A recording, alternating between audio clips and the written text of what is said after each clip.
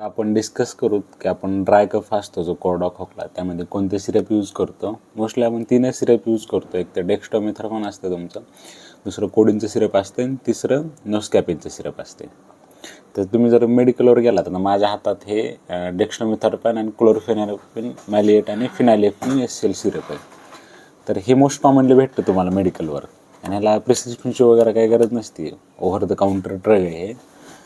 आणि ड्राय कफमध्ये हे कसं ॲक्ट करतात समजा आता हे डेक्स्ट्रोमेथर्फॉन आहे ते ॲक्ट्स ऑन कफ सेंटर मेडुलामध्ये असतं. NMDA रिसेप्टर अँटागोनिस्ट आहे. मेडुलामध्येच असतं मोस्टली कफ तिथं जाते सेंट्रल ॲक्टिंग करतं आणि सप्रेस करतं, त्याच्यामुळे आपल्याला खोकला येत नाही. दुसरं जे कोडिन असते, कोडिन तुमचं हे ओपिओइड आहे, त्याला तुम्हाला प्रिस्क्रिप्शन लागणार कारण त्यानं नशा पण होऊ शकते आणि सवय लागू शकते.